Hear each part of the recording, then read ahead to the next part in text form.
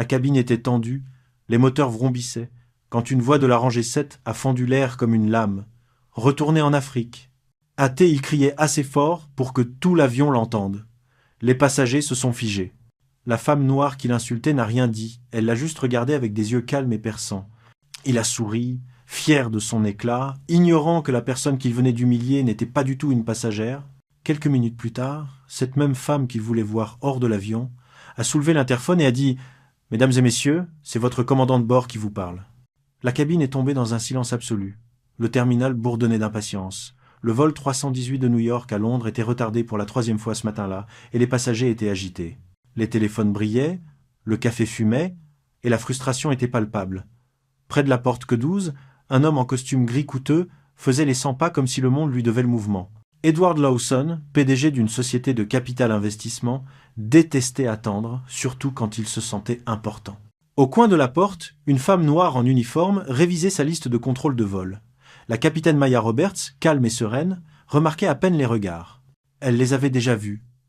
Les doubles regards, les sourcils levés, l'incrédulité silencieuse qu'une femme noire puisse commander le ciel, cela ne la dérangeait plus. Pas après 15 ans de vol à travers des tempêtes plus fortes que les préjugés. Mais ce matin-là, un autre genre de turbulence l'attendait. Lorsque l'embarquement a commencé, Edward a bousculé la file, brandissant sa carte platine. « Première classe, on se dépêche les gens. » Hâté, il marmonnait. L'agent de porte a essayé poliment de lui rappeler que l'embarquement se faisait par groupe. Il l'a ignoré. Je paie pour la priorité, pas pour la patience. Alors qu'il traversait la passerelle, il a aperçu Maya parlant doucement avec le personnel de cabine près de l'entrée. Son uniforme portait 3 galons dorés. Calme, professionnelle, imposante. Il a ri sous sa respiration. Quoi? Il laisse n'importe qui porter des insignes de pilote maintenant? Elle a capté le commentaire, mais n'a pas réagi. « Bonjour, monsieur. Bienvenue à bord. » Il a reniflé. « Ouais, bien sûr. Amenez-nous juste à l'heure, chérie. » Le mot a atterri comme une gifle. Elle a souri poliment. « Je ferai de mon mieux, monsieur. » Il l'a dépassé et s'est affalé sur le siège 3A, ouvrant son ordinateur portable comme si de rien n'était. 30 minutes plus tard, les passagers étaient installés. Les portes se sont fermées. Maya est entrée dans le cockpit. Son copilote, le premier officier Ethan Reed, a jeté un regard en arrière. « Tout est clair ?» Elle a hoché la tête. « Offrons-leur un vol en douceur. » L'interphone a cliqué. « Mesdames et messieurs, c'est votre commandant de bord qui vous parle. Nous allons partir sous peu pour Londres. Temps de vol. » Une voix moqueuse et forte a interrompu depuis la cabine. « Attendez, c'est vous le pilote ?» Les têtes se sont tournées. C'était Edward. Son visage était tordu d'incrédulité. « Vous plaisantez, j'espère. Je ne confie pas ma vie à une recrue de la diversité. Où est le vrai pilote ?»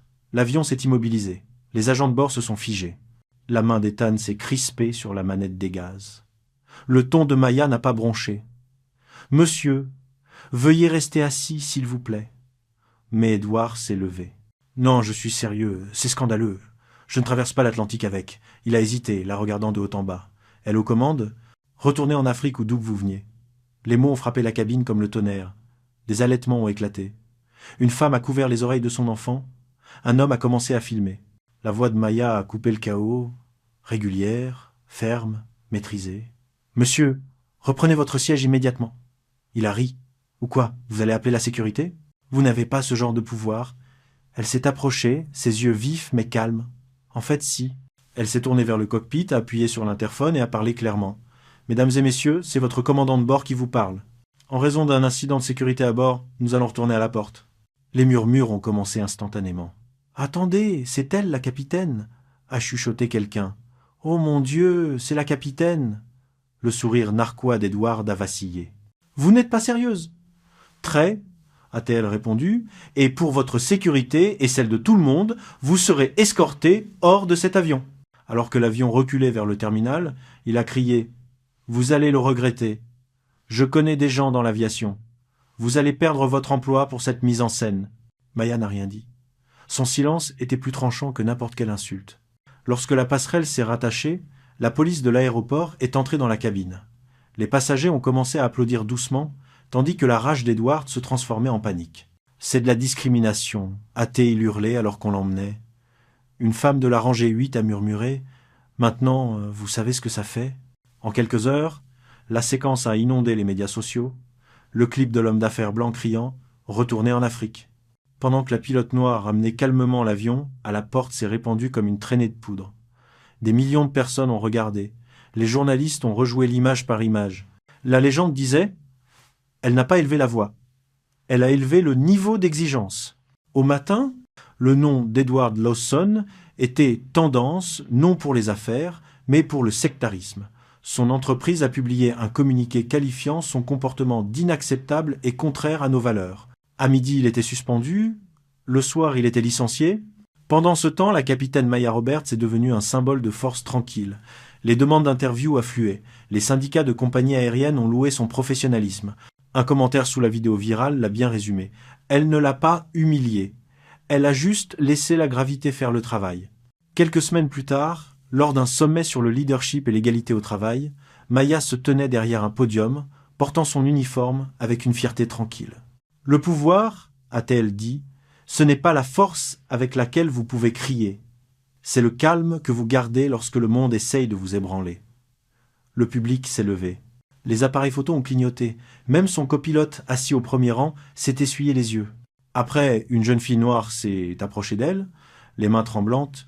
« Capitaine Roberts, mon père m'a montré votre vidéo, je veux être comme vous un jour. » Maya s'est légèrement agenouillée, a souri et a dit « Alors commencez maintenant, le ciel est assez grand pour nous tous. » Cette nuit-là, un autre vol est parti de New York pour Londres. Même itinéraire, même indicatif d'appel, la capitaine Maya Roberts aux commandes. Elle a regardé par le hublot du cockpit alors que les lumières de la ville s'estompaient en dessous. Quelque part là-bas, l'homme qui avait essayé de la couvrir de honte était cloué au sol, non par la gravité, mais par sa propre haine. Elle a souri doucement et a murmuré « Autorisation de décoller ». Les moteurs ont rugi. Et cette fois, personne n'a osé remettre en question qui pilotait l'avion. Si vous pensez que le respect devrait voler plus haut que l'arrogance, soutenez la vérité aujourd'hui. Aimez cette vidéo, partagez-la partout et dites-nous dans les commentaires d'où vous regardez et quel moment vous a le plus marqué. Abonnez-vous et activez les notifications, car le silence donne du pouvoir à la haine, mais le courage maintient le ciel dégagé.